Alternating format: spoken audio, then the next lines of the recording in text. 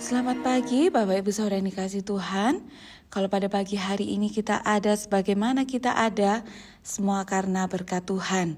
Pada pagi hari ini judul renungan saya beri judul Satu Roh. Di dalam 1 Samuel pasal yang ke-14 ayat yang ke-7, lalu jawab pembawa senjatanya itu kepadanya, lakukanlah niat hatimu itu, sungguh aku sepakat. Ketika pasukan Filistin menyerang, Yonatan yaitu anak Saul berkata kepada bujang pembawa senjatanya, mari kita pergi untuk mendatangi pasukan pengawal Filistin. Mereka hanya berdua, tetapi ketika Yonatan menyampaikan keinginan hatinya, sang bujang pembawa senjatanya berkata, lakukanlah niat hatimu itu, sungguh aku sepakat. Dalam terjemahan bahasa Inggris, kata sepakat digunakan kata I am with you, heart and soul. Aku bersama-sama dengan kamu sepenuh hati, jiwa, dan roh. Bapak, Ibu, Saudara, betapa pentingnya ketika kita sepakat, kita bukan hanya sepakat di mulut, tetapi di dalam hati kita seringkali masih tidak sepenuhnya sepakat. Tetapi bujang pembawa senjata Yonatan ini berkata, aku bersama-sama dengan kamu, sepenuh hati, jiwa, dan roh. Betapa pentingnya kita sepakat, betapa pentingnya kita satu roh. Rasul Paulus dalam Efesus pasal yang ke-4 ayat yang ke-3 mengingatkan jemaat di Efesus, dan berusahalah memelihara kesatuan roh oleh ikatan damai sejahtera. Betapa pentingnya memiliki kesatuan roh. Musuh yang dihadapi oleh Yonatan dan bujangnya ini tidak sebanding dengan kekuatan mereka. Mereka hanya berdua, sedangkan jumlah musuhnya lebih banyak. Seberapa banyak senjata yang dia bawa? Mereka terbatas. Tetapi mereka menghadapi musuh dengan sepakat, satu hati, dan satu roh. Kita mau belajar bersama-sama. Yang pertama, Yonatan dan bujangnya sepakat bahwa mereka adalah umat Allah. 1 Samuel pasal yang ke-14 ayat yang ke-6, berkatalah Yonatan kepada bujang pembawa senjatanya itu, mari kita menyeberang ke dekat pasukan pengawal orang-orang yang tidak bersunat ini. Mungkin Tuhan akan bertindak untuk kita, sebab bagi Tuhan tidak sukar untuk menolong, baik dengan banyak orang maupun dengan sedikit orang. Pasukan Filistin memang banyak jumlahnya, bahkan jauh lebih banyak dari jumlah mereka. Tetapi Yonatan dan bujangnya tahu benar bahwa pasukan Filistin adalah pasukan orang-orang yang tidak bersunat. Pada zaman itu, sunat adalah tanda perjanjian dengan Allah, bahwa setiap keturunan Abraham, umat kepunyaan Allah adalah kaum yang bersunat. Yonatan berkata kepada bujang pembawa senjatanya, orang-orang Filistin ini adalah orang-orang yang tidak bersunat. Artinya mereka adalah orang-orang yang tidak disertai Allah. Ini adalah dasar kekuatan dari Yonatan dan bujang pembawa senjatanya. Seberapa banyak pun musuh yang mereka hadapi, mereka adalah orang-orang yang tidak bersunat. Mereka adalah orang-orang yang tidak disertai Allah. Tetapi sebaliknya, Yonatan dan bujang pembawa senjatanya, mereka percaya, mereka sepakat, mereka satu roh, bahwa mereka berdua meskipun sedikit, tetapi mereka adalah umat kepunyaan Allah.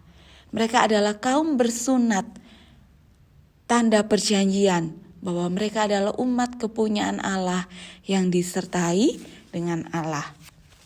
Bapak, Ibu, Saudara yang dikasihi Tuhan, sebesar apapun masalah yang kita hadapi saat ini, Kita mau percaya bahwa kita adalah umat pilihan Allah. Kita mau sepakat, kita adalah gereja Tuhan, umat pilihan Allah yang disertai oleh Allah, bahwa Roh Kudus ada di dalam kita.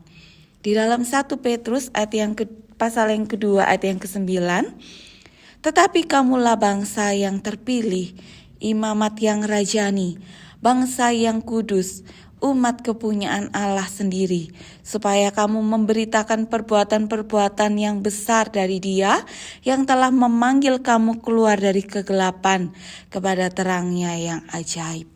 Puji Tuhan, ini adalah jaminan bagi kita. Kita adalah umat pilihan Allah. Kita dipanggil keluar dari kegelapan. Kita ditebus oleh darah yang mahal.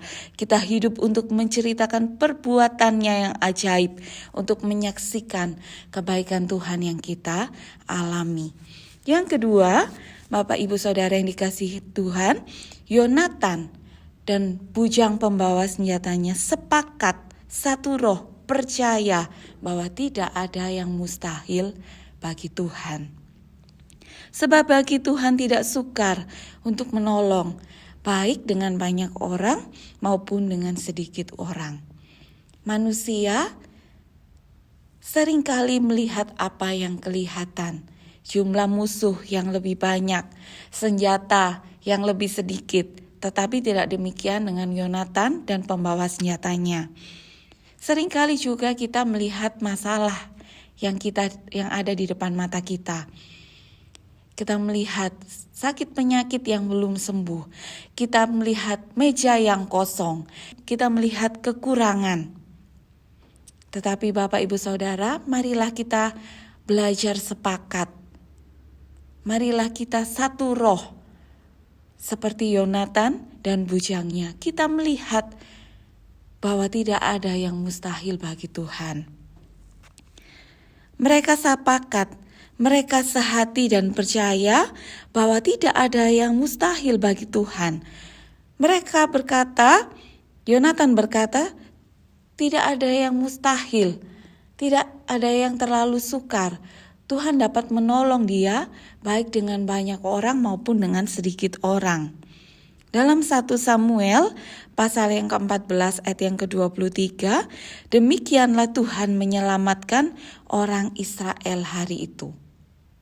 Hasil iman yang sepakat, hasil roh yang sepakat antara Yonatan dan bujangnya, terjadi mujizat. Mereka yang hanya berdua dengan senjata yang terbatas dapat mengalahkan pasukan Filistin yang jumlahnya jauh lebih banyak. Ketika kita sepakat, percaya bahwa kita adalah orang-orang umat kepunyaan Allah yang disertai oleh Allah. Kita percaya dan sepakat bahwa Tuhan sanggup menolong apapun keadaan kita, maka kita akan melihat mujizat Tuhan terjadi. Tuhan menyatakan kuasanya, Tuhan menyatakan mujizatnya ketika hanya ada 2 orang sepakat. Terlebih lagi, jika seluruh sidang jemaat di tempat ini sepakat dan percaya, maka kita akan melihat mujizat terjadi, pemulihan terjadi, kesembuhan terjadi di gereja kita. Puji Tuhan, mari kita berdoa.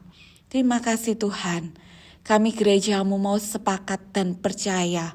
Kami mau satu roh bahwa kami adalah umat kepunyaan Allah, umat pilihan-Mu yang disertai oleh Tuhan. Dan kami akan melihat mujizat Tuhan terjadi dalam seluruh kehidupan kami. Terima kasih Tuhan, memberkati seluruh sidang jemaat-Mu.